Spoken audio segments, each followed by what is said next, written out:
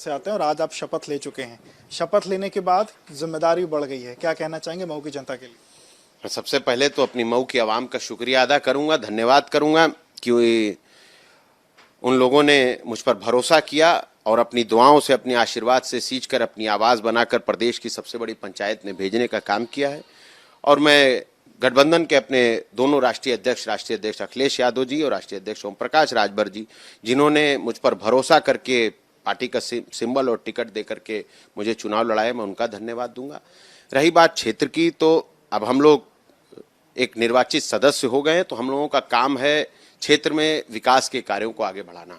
तो सबसे पहली चीज़, क्योंकि मऊ हमारा बुनकरों का क्षेत्र है, तो हम चाहते हैं और आगे आने वाले समय में जब सदन चलेगा तो इस पर बात किया जाएगा। हमारे पार्टी के राष्ट्रीय अध्यक्षों से भी बात हुई है कि बुनकरों को भी किसानों के तर्ज पर मुफ्त बिजली मुहैया होनी चाहिए, और अगर किसी केस नहीं हो सकती, पहली बात तो ये है कि होनी चाहिए, और अगर नहीं होती है तो कम से कम एक फिक्स रेट उनकी बिजली का तय हो जाना चाहिए, चाहे 50 रुपया चाहे 100 रुपया, ताकि वो भी खा कमा कर जी सकें और अपने काम को छोड़ करके किसी दूसरे काम को की तरफ भटक ना सकें। दूसरा काम स्वास्थ्य, आप देख चुके हैं कोरोना काल में क्या हाल था पूरे प्रदेश का, और पूर्वांचल तो काफ़ी पिछड़ा हुआ एरिया आता है, तो वहाँ स्वास्थ्य की सेवाएं बीएचयू छोड़ दीजिए तो कुछ है ही नहीं।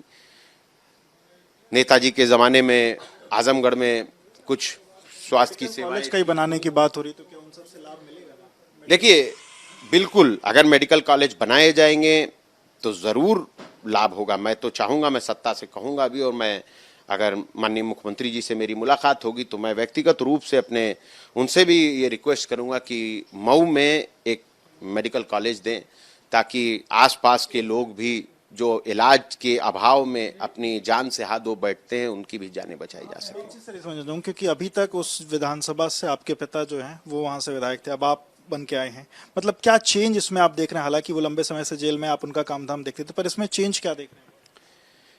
देखिए, जिस चेंज की आप बात कर रहे हैं वो चेंज कुछ नहीं है, ये सिर्फ एक सोचने का नजरिया है। सोच हम सब की वही है, हम जनता के सेवा करने के लिए आए हैं और जनता की सेवा करेंगे, उनके मान सम्मान इज्जत आबरू की हिफाजत करेंगे। एक आपका बयान विधानसभा चुनाव के पहले, जस्ट वोटिंग के पहले, एक आपका बयान बहुत वायरल था और उस पर काफी चर्चा हुई। कई लोगों ने कहा कि अब्बास को ये बयान नहीं देना चाहिए था, कुछ आपकी जो पार्टी उसका कुछ नुकसान हो गया। आप क्या उस बयान पर अभी भी आपको लगता है कि वो बयान सही था? इतनी एक बात कहूंगा कि आप एक मीडिया चैनल के माध्यम से आते हैं, तो अपने मीडिया चैनल के माध्यम से जब आप आते होंगे तो आप दिन भर का जो भी काम करते होंगे तो रात में आपकी रिपोर्टिंग होती होगी, और दिन भर की जो रिपोर्टिंग होती है उसको आप क्या कहते हैं रोजमर्रा की भाषा में, आप बताइए ना। मैंने सिर्फ उसी शब्द का प्रयोग किया था, कोई गैर संवैधानिक बात नहीं कही, कोई अपशब्द नहीं कहा। इसलिए मैं आपसे कहता हूं कि देखिए, कुछ चीजें ऐसी हैं, मैं हूं, मेरी भी तो जनता हिसाब किताब करेगी। मैं जब यहां से सदन से वापस क्षेत्र में जाऊंगा तो जनता पूछेगी ना कि मैंने तुमको जिताकर भेजा है तो तुमने मेरी कितनी आवाज उठाई। इसी तरीके से हर इंसान जो कहीं ना कहीं से बंधा हुआ होता है, वो उसके सामने प्रश्न पूछता है और जवाब देना पड़ता है। अब आपकी पार्टी जिससे आप थे वो सत्ता में नहीं आ पाई है, तो उस बात का कोई दर्द, और जो आपने बात कही थी मैं एक बात आपसे कहता हूं कि सत्ता एक अलग चीज है, वो चुनाव से पहले का मामला था। जब चुनाव खत्म हो गया, बहुत सारे नेताओं ने बहुत बड़ी बड़ी बातें बोली, छाती पे बुलडोजर चलाने की बातें बोली, आप उनसे तो जाकर नहीं पूछिएगा।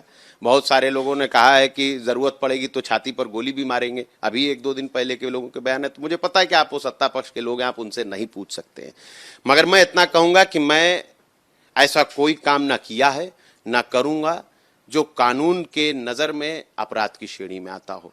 हम लोग इस जगह पर बैठे हैं, यहाँ कानून बनता है, और हम लोग चाहेंगे कि ऐसा कानून बने कि उत्तर प्रदेश का हर एक नागरिक, चाहे वो किसी भी जाति और धर्म से क्यों ना ताल्लुक रखता हो, उसको तरक्की और बेहतर भविष्य मिले।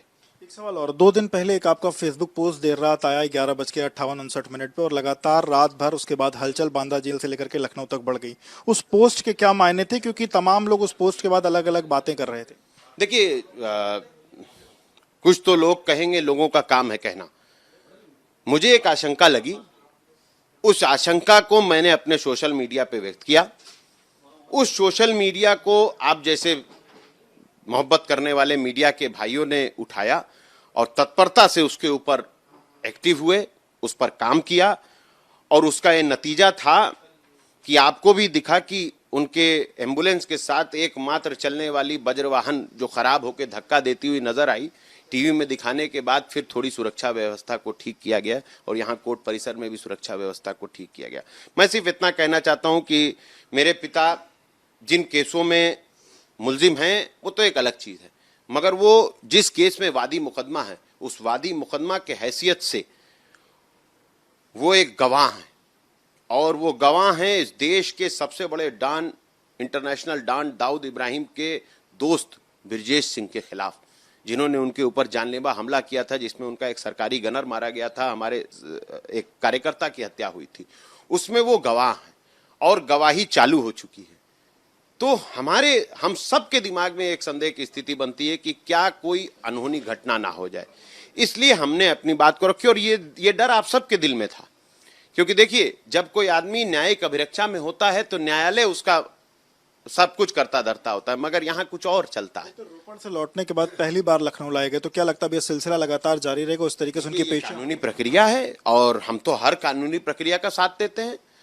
जब भी न्यायपालिका ने हमें आवाज दी हम पहुंचे, हमें तो उसके कोई मामला ही नहीं, हम उसके कभी खिलाफ गए ही नहीं।